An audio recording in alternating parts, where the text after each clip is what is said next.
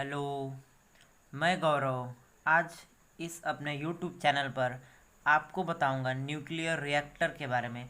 Complete study होगी इसमें। हम सब कुछ कवर करेंगे। इसका कंस्ट्रक्शन, इंट्रोडक्शन, प्रिंसिपल, मतलब अगर आपके ये क्वेश्चन एग्ज़ाम में आता है तो सब कुछ A to Z आपको इसमें हम बताएंगे कि कैसे लिखना है, क्या लिखना है, ताकि आपको पूरा मार्क्स मिल सके।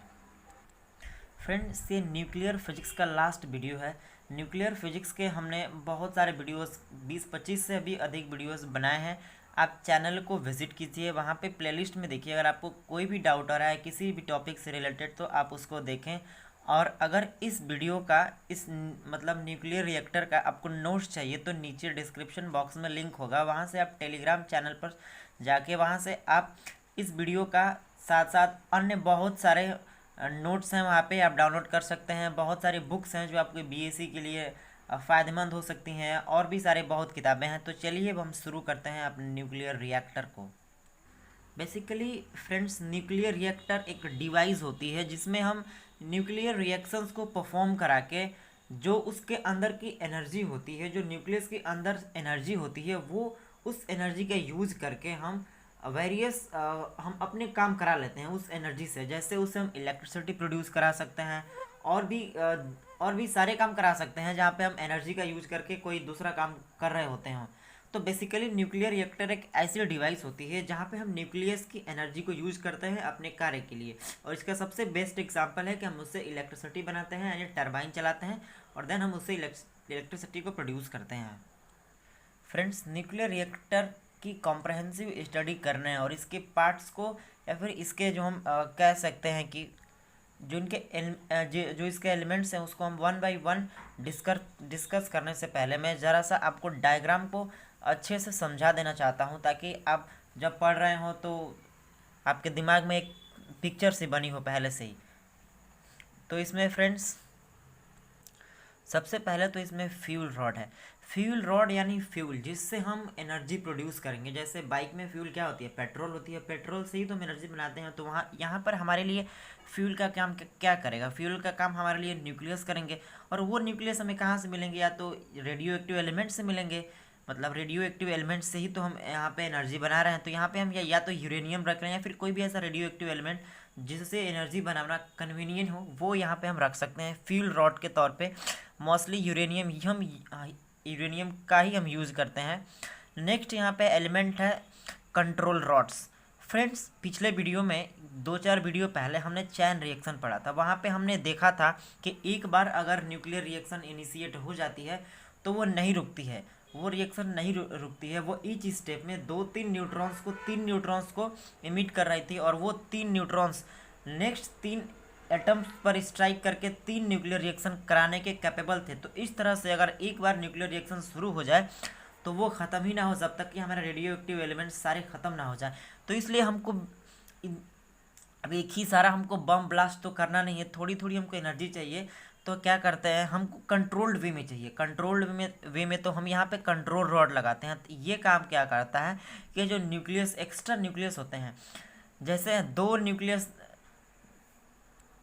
आई एम सॉरी मैं न्यूक्लियस कर, वास्तव में मतलब जो मेरे कहने का मतलब है कि एक बार में एक स्टेप में 3 न्यूट्रॉन्स इमिट हो रहे थे। तो हमें 3 न्यूट्रॉन्स का काम नहीं है, हमें कंट्रोल करने के लिए एक न्यूट्रॉन हमें मिलेगा तो नेक्स्ट एक एटम से कोलाइड करके एक रिएक्शन कराएगा, और हमें एक स्टेप में 3 मिल रहे हैं। तो वो 2 न्यूट्रॉन को हमें एब्जॉर्ब करने के लिए हम कंट्रोल रॉड लगाते हैं। और ये कंट्रोल रॉड क्या काम करता है, उसको 2 एक्स्ट्रा न्यूट्रॉन होते हैं उसको ये ऑब्जर्व कर लेता है, और इस प्रकार से हमारी जो रिएक्शन की रेट है वो कंट्रोल होती है। नेक्स्ट हमारा एलिमेंट है मॉडरेटर। मॉडरेटर एक लिक्विड होता है। जनरली जो हमारे न्यूट्रॉन्स निकलते हैं उनकी स्पीड बहुत ज़्यादा होती है, उनकी वेलोसिटी बहुत ज़्यादा होती है, उसके अंदर एनर्जी इतनी ज़्यादा होती है कि जब यूरेनियम से वो कोलाइड करते हैं तो बिना रेडियो एक्टिविटी शो किए ही वहाँ से वो बाहर चले जाते हैं। यानी कि उनके पास इतनी स्पीड होती है, एनर्जी होती है कि वो जितनी एनर्जी रिक्वायर्ड होती है रेडियो एक्टिविटी शो करने के लिए, उससे ज़्यादा ही उनके पास होती है। तो मॉडरेटर लगा के हम उनकी न्यूट्रॉन्स की एनर्जी कम करते हैं ताकि वो रेडियो एक्टिविटी को परफॉर्म करा सकें। नेक्स्ट एलिमेंट हमारे पास है, जो आप ये बॉर्डर पर देख रहे हैं, इसमें वाटर फील्ड है। ये क्या काम करता है बेसिकली, जब यहाँ पे एनर्जी निकलती है तो वो हीट प्रोड्यूस करता है। उस हीट से ये जो वॉल्स हैं इसके क्या होते हैं, वो हीट ट्रांसफ़र होता है इस वॉल्स को, और ये वॉल क्या करती है कि जो वाटर है इसको ये हीट करती है। जब वाटर हीट होता है 100 डिग्री सेल्सियस पे जाता है तो ये इवापोरेट होकर इधर जाने लगता है, ऊपर की तरफ जाने लगता है। और जब ये ऊपर की तरफ जाता है तो ये ऐसे फिर जो यहाँ पे सराउंडिंग में लिक्विड है, इस लिक्विड को ये क्या करता है, अपनी एनर्जी ट्रांसफ़र करता है। यहाँ पे हीट होती है, यहाँ से यहाँ हीट ट्रांसफ़र होती है, और ये फिर यहाँ पे जब ठंडा हो जाता है तो नीचे चला आता है। ऐसे यहाँ पे पंप लगा है, पंप इसलिए लगा है ताकि जो फ्लो ऑफ लिक्विड है ये बरकरार रहे, ये बनी रहे। तो ये एनर्जी जो यहाँ पे हमें मिली है वो एनर्जी इसको ट्रांसफ़र होती है, और यहाँ पे होता है इवापोरेशन, और इस इवापोरेशन के कारण से क्या होता है कि ये टरबाइन चलती है। इस इवापोरेशन से वाटर मूव करता है, और ये मूव करता है तो यहाँ पे इसके फैंस होते हैं, ये फैंस पर प्रेशर एग्जर्ट करता है, और इस प्रेशर की वजह से जो टरबाइन के रोटर है ये मूव करता है, और यहाँ से जब टरबाइन मूव करता है तो जो डायनेमो होता है उसमें इलेक्ट्रिसिटी प्रोड्यूस होती है। तो ये रहा एक बेसिक इन्फॉर्मेशन। अब हम इसका कॉम्प्रहेंसिव स्टडी करते हैं 1 बाई 1। फ्रेंड्स, अगर आपको ये वीडियो अच्छी लग रही है, समझ में आ रही हो, तो इस वीडियो को लाइक करें और अपने फ्रेंड के साथ भी शेयर करें ताकि मुझे भी मोटिवेशन मिले और मैं और भी वीडियोस आपके लिए बना सकूं। तो फ्रेंड्स, अगर ये क्वेश्चन आपके एग्ज़ाम में आ जाता है, ये जनरली लॉन्ग क्वेश्चन में आएगा, 5, 6, 7, 8 मार्क्स में आएगा, तो आप इसको कई स्टेप में लिखेंगे। हर एक इसके एलिमेंट्स को आप सेपरेटली एक्सप्लेन करेंगे ताकि आपको पूरे मार्क्स मिल सकें और आपका जो एग्जामिनर है, कॉपी चेक करने वाला है, वो आपसे इम्प्रेस हो सके। तो सबसे पहले इसका हम इंट्रोडक्शन लिखेंगे कि आखिर जो न्यूक्लियर रिएक्टर है ये होता क्या है। The nuclear reactor is a device in which nucleus reaction is performed, या फिर nuclear reaction is allowed to proceed in a controlled manner. Nuclear reactor एक ऐसी डिवाइस होती है जिसमें हम न्यूक्लियर फिजन रिएक्शन को कंट्रोल्ड वे में कराते हैं। मेनली इसका काम ये होता है कि रिएक्शन को कंट्रोल्ड वे में कराता है, एक ही बार पूरा बम ब्लास्ट नहीं होने देता है। मतलब एक ही बार में सारे जो रेडियो एक्टिव एलिमेंट्स है सारे ब्लास्ट नहीं होते हैं, 1 बाई 1 कंट्रोल है। ये हमारे पर डिपेंड करता है कि हम उसको कैसे परफॉर्म करा रहे हैं। In fact it is a kind of furnace, ये एक फर्नेस का टाइप फर्नेस ही होता है। फर्नेस जनरली जो हम जैसे चूल्हा को ही कहते हैं। तो in fact it is a kind of furnace in which nuclear explosive fuel is burn. ये एक फर्नेस होता है जिसमें हम न्यूक्लियर एक्सप्लोजिव फ्यूल्स को क्या करते हैं, बर्न करते हैं to yield several radioactive isotopes. और बर्न करने के बाद हमें छोटे छोटे जो रेडियो आइसोटॉप्स होते हैं, मतलब जो बड़े होते हैं वो टूट कर छोटे में कन्वर्ट हो जाते हैं, वो मिलता है, हीट मिलती है हमें, और हीट के साथ हमें न्यूट्रॉन्स मिलते हैं। जो हमने रेडियो एक्टिविटी का पिछला वीडियो देखा है, पढ़ा है, उसमें आप जाके देख सकते हैं कि रेडियो एक्टिविटी क्या होती है, कैसे वहाँ पे एनर्जी निकलती है, न्यूट्रॉन्स निकलते हैं, आइसोटॉप्स क्या होते हैं, सारे कुछ पिछले वीडियोज़ में आपको मिल जाएंगे। फ्रेंड्स, मैं एक चीज़ बताना भूल गया, हालांकि मैं फिर बताऊंगा बाद में। ये जो कंट्रोल रॉड्स हैं, कंट्रोल रॉड्स क्या हम कैसे कंट्रोल करते हैं, ऊपर है तो अलाउड है न्यूट्रॉन्स यहाँ से यहाँ, यहाँ से यहाँ, पूरा न्यूक्लियर जो रॉड्स हैं उस पर कहीं भी न्यूट्रॉन्स जा करके उसके जो एटम्स हैं वहाँ से रेडियो एक्टिविटी परफॉर्म करा सकता है। लेकिन जब ये रॉड को हमको कंट्रोल करना है तो यहाँ से इसको हम नीचे कर देते हैं। ये कंप्यूटर से ऑटोमेटिक ऑपरेटेड होता है, सारे कुछ हम सिस्टम सही कर लेते हैं। तो क्या होता है, ये नीचे आ जाता है, और यहाँ से यहाँ से न्यूट्रॉन यहाँ पे नहीं आ पाता है, या फिर यहाँ का न्यूट्रॉन इसका न्यूट्रॉन ये ऑब्जर्व कर लेता है, इसका न्यूट्रॉन ये ऑब्जर्व कर लेता है, और इस प्रकार से हमारी जो रिएक्शन है वो कंट्रोल होती है। इंट्रोडक्शन देखने के बाद अब हम प्रिंसिपल देखते हैं कि किस प्रिंसिपल पे काम करता है। फ्रेंड्स, बेसिकली ये जो कंट्रोल चैन रिएक्शन है इसी प्रिंसिपल पे काम करता है। तो आप ऐसे लिखेंगे, it is based on the principle of controlled nuclear chain reaction. ये कंट्रोल्ड न्यूक्लियर चैन रिएक्शन पे काम करता है, इसी प्रिंसिपल पे काम करता है। The chain reaction can be made to at constant rate. जो हम चेन रिएक्शन होती है उसकी रेट को हम कांस्टेंट कर सकते हैं by observing required number of neutrons.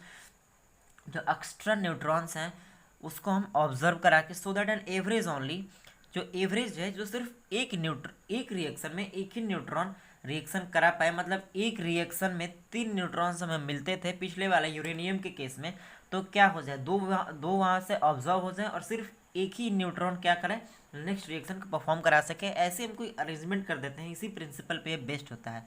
1 neutron from each fusion is left to cause further fusion, वही है। और नेक्स्ट पार्ट है हमारा न्यूक्लियर फ्यूल।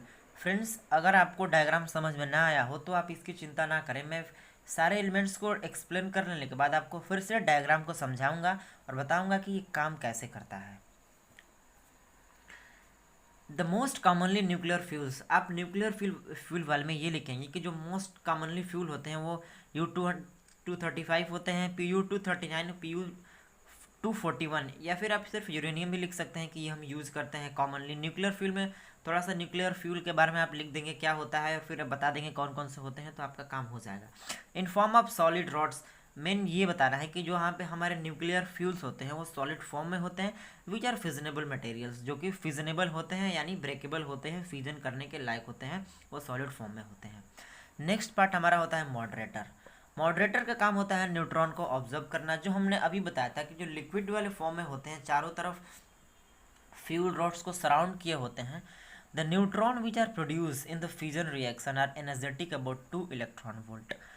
जो हमें न्यूट्रॉन्स मिलते हैं न्यूक्लियर फिजन रिएक्शन में, उनके पास एनर्जी बहुत ज़्यादा होती है, 2 इलेक्ट्रॉन वोल्ट उनके पास एनर्जी होती है। Because of their higher energy they move at very high speed, और जितनी ज़्यादा एनर्जी होती है वो इतनी ही तेज़ी से, उतनी ही स्पीडी वो मतलब मोशन करते हैं, जिसे हम फास्ट इलेक्ट्रॉन्स के नाम से जानते हैं। उनकी वेलोसिटी ज़्यादा होती है, एनर्जी ज़्यादा होती है, इसलिए हम उसको फास्ट इलेक्ट्रॉन्स कहते हैं। In order to cause further fusion, अगर उनको फिर से फ्यूजन करना हो तो क्या these fast neutrons must be slow down. इतनी एनर्जी से हम, इतनी ज़्यादा एनर्जी होती है कि वो उसको बिना फ्यूज़न कराए ही नेक्स्ट मतलब मूव कर जाते हैं वहाँ से। तो अगर हमें न्यूक्लियर फ्यूज़न कराना है तो उनकी एनर्जी को कम करना होगा, और उनकी एनर्जी को कम करने के लिए बीच में हम रिप्लेन लगाते हैं। रिप्लेन का मतलब वही जो हमने मॉडरेटर कहा, उनकी स्पीड को मॉडरेट कर देते हैं, इसीलिए इसका नाम मॉडरेटर रखा गया है। उसकी स्पीड को स्लो डाउन कर देते हैं, एनर्जी को कम कर देते हैं, और इतनी एनर्जी कर देते हैं कि वो नेक्स्ट हमारा फ्यूज़न हो सके। In thermal energy 0.02 electron volt तक अगर रहेगा तो फ्यूज़न हो जाएगा, और इतना ही वो कम कर देते हैं। बीच में जो हमारा वाटर हम मॉडरेटर के तौर पे यूज करते हैं। The material which are use to slow down fast moving neutron are known as moderator. जो मटेरियल यूज करते हैं स्लो डाउन करने के लिए स्पीड को फास्ट मूविंग न्यूट्रॉन्स के, उससे हम मॉडरेटर कहते हैं। The materials use for this purpose are water है, हैवी वाटर है, एंड ग्रेफाइट एक्सेट्रा। ग्रेफाइट को भी लिक्विड फॉर्म में यूज़ करते हैं। तो बेसिकली सिर्फ आप वाटर भी लिख सकते हैं कि water most commonly use water ही होता है, लेकिन हैवी वाटर और ग्रेफाइट भी यूज़ हम कर सकते हैं। जो नेक्स्ट एलिमेंट हमें अपने एग्जाम में लेकर आना होगा वो है control rods. The material which can absorb excess neutron in fusion process so that an average only 1 neutron per fusion is left to cause further fusion are called control rods. ऐसे material जो excess neutron को absorb कर दें, और एक fusion process है उसमें से सिर्फ हमें एक ही न्यूट्रॉन पर फ्यूजन में क्या बचे, ऐसा जो हमारे पास एलिमेंट होता है उसी को हम कंट्रोल रॉड्स कहते हैं। फिर से देखिए, the material which can observe, ऐसे मटेरियल जो एक्सेस न्यूट्रॉन्स को ऑब्जर्व कर सके फ्यूजन प्रोसेस में, so that average only 1 neutron per fusion is left, ताकि एक एवरेज रिएक्शन में, मतलब एवरेज पर फ्यूजन रिएक्शन में सिर्फ एक ही न्यूट्रॉन बचे, उसे to cause further fusion are called control rods. मतलब नेक्स्ट जो फ्यूजन हमारे कराने के लिए एक रिएक्शन में एक ही न्यूट्रॉन बचे तो उसे हम क्या कहते हैं, कंट्रोल रॉड्स कहते हैं। समझिए, एक यूरेनियम के रिएक्शन में, रेडियो एक्टिव रिएक्शन में हमें 3 न्यूट्रॉन्स मिल रहे थे। अगर आपने वीडियो वो नहीं देखा है तो पीछे जाके प्लेलिस्ट में देख लें। तो अब हमारे पास नेक्स्ट, अगर हमारे पास फिर यहाँ पे यूरेनियम का बंडल है, यानी यूरेनियम ज़्यादा है, तो ये 3 न्यूट्रॉन 3 से जाकर कोलाइड करेंगे और 3 रिएक्शन कराएंगे। इस प्रकार से फिर 3 से 9 मिलेंगे, 9 फिर ऐसे मल्टीप्लाई होता जाएगा, 3 का सेट 27, तो बहुत जल्दी हमारा रिएक्शन हो जाएगा। लेकिन हम ऐसे अरेंजमेंट कर दें कि एक रिएक्शन में सिर्फ एक ही यहाँ पे जाए और 2 को हमारा ऑब्जर्व कर लिया जाए। फिर नेक्स्ट में 3 बनने वाला है तो एक ही आगे जाए और फिर 2 को ऑब्जर्व कर लिया जाए। ऐसा अरेंजमेंट कर दिया जाए तो उसी को हम कंट्रोल रॉड्स कहते हैं। Mostly boron and cadmium rods are use for this purpose. Mostly हम बोरान और कैडमियम को यूज करते हैं इस पर्पस के लिए। The fusion reaction rate can be increase और डिक्रीज। जो फ्यूजन रिएक्शन की स्पीड होती है उसे हम इंक्रीज और डिक्रीज कर सकते हैं by moving the rods ups and downs. Rods जो लगे थे उसको अप्स एंड डाउन्स करके, जो अभी हमने बताया था थोड़ी देर पहले, और फिर अभी दिखाएंगे कि कैसे काम करता है पूरा।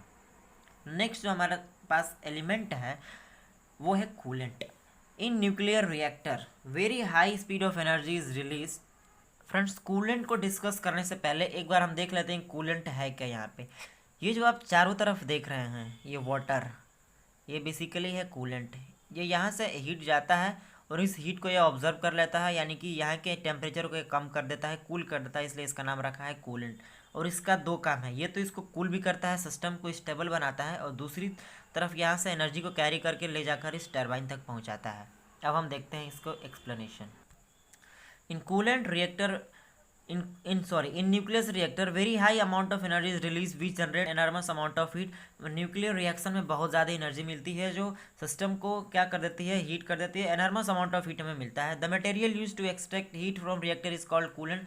जो जिस मटेरियल का हम यूज करते हैं सिस्टम से हीट को बाहर निकालने के लिए उसे हम कूलेंट कहते हैं। It is circulated around the reactor core and serves to function. ये जो रिएक्टर है उसके चारों तरफ सर्कुलेटेड होता है, यानी चारों तरफ लगा होता है, जो अभी हमने दिखाया चारों तरफ वो फैला हुआ था सिस्टम के चारों तरफ। ये दो काम करता है। पहला काम, take heats from the reactor, reactor से हीट को ऑब्जर्व करता है तो उसकी हीट कम होती है और इस तरह से हमारे सिस्टम मेल्ट नहीं होता है या फिर ख़राब नहीं होता है, वो उसकी स्टेबिलिटी बनी रहती है। पहला काम ये हुआ। और क्या करता है, takes heat from reactor core and carries outside of it, और इससे बाहर लेके जाता है, मतलब सिस्टम को कूल करता है। दूसरा काम ये करता है, it also maintain the core temperature at level. जो कोर टेम्परेचर है उसको एक लेवल तक मेंटेन करके रखता है। That will not damage the material in the core. जो हमारे मटेरियल हो कोर में, जैसे कि आपके जो मटेरियल लगे हैं वो डिस्टर्ब ना हो, जैसे कंट्रोल रॉड्स वगैरह के सिस्टम की स्टेबिलिटी बना रहे, इतनी हीट ना हो जाए कि वो सारे ही मेल्ट हो जाए या फिर मतलब मलफंक्शन हो जाए। वो कहने का मतलब ये है। हमारा लास्ट पार्ट है वो है रिएक्टर शिल्डिंग। जो पूरी रिएक्टर है उसको हम क्या करते हैं, एक वॉल से इनक्लोज कर देते हैं। ऐसा इसलिए करते हैं ताकि जो वहाँ से अवशेष निकले या फिर जो वहाँ से रेडियो एक्टिव एलिमेंट्स के जो हार्मफुल वहाँ से जो रेडिएशंस निकले वो लोगों को नुकसान न पहुँचाए, इसलिए हम उसको चारों तरफ से एक बहुत ही मजबूत दीवार से कवर कर देते हैं। To protect the environment around the reactor from harmful reactions. जो हमारे उसके चारों तरफ का इन्वायरमेंट होता है, पेड़ पौधे पशु पक्षी, उन सबको बचाने के लिए हम हार्मफुल रेडिएशन से, the reactor is surrounded by heavy concrete walls. उसको हम वॉल बना करके कॉन्क्रीट से क्या करते हैं, उसको सराउंड करते हैं, ढक देते हैं, ताकि वहाँ से जो रेडिएशन से वो बाहर ना जा सकें। अब आप डायग्राम को अच्छे से देख लीजिए कि डायग्राम को बनाना कैसे है। सबसे पहले आप फ्यूल रॉड्स बनाएंगे। फ्यूल रॉड्स के बाद आप इसमें कंट्रोल रॉड्स लगाएंगे, कंट्रोल रॉड्स। अब ये हो गया आपका मेन सिस्टम। अब आप इसको क्या करेंगे, इनक्लोज कर देंगे। फिर हम इसके चारों तरफ वाटर जैकेट बनाएंगे सिस्टम को स्टेबल बनाने के लिए। इसमें वाटर फिल कर देंगे, यानी कवर कर देंगे। अब ये आपका न्यूक्लियर रिएक्टर का काम हो गया है। अब हम इसको यहाँ से एनर्जी को बाहर लेके जाना है। ये कोई ज़रूरी नहीं है कि आप ऐसा ही बनाएंगे, कुछ भी थोड़ा इधर उधर भी बना सकते हैं। यहाँ से एनर्जी बाहर जा रही है बस। अब क्या करेंगे हम कि ये जो कूलेंट लगा है, जो यहाँ जो एनर्जी कैरी कर रहा है, इस एनर्जी को बाहर लेके जाएंगे और यहाँ पे जो हमारा आउटवर्ड वाला जो यहाँ पे सिस्टम बना है, ये बना है हमारे जनरली टरबाइन को चलाने के लिए। ऐसे जाएगा और फिर ये ऐसे नीचे चलाएगा, ताकि इसमें का कूलेंट हमें बार बार फिल न करना पड़े। इसका कूलेंट इसी में रह जाए, मतलब इसका लिक्विड इसी में रह जाए, बाहर न जाए कि फिर हमें बाहर से लाना पड़े। एक बार हम इसको मतलब प्रिपेयर कर दिए तो ये ऐसा ही रहे, ये ऐसे जाता जाएगा, यहाँ से इसकी एनर्जी जाएगी और फिर यहाँ से कम होकर ऐसे वापस आ जाएगी।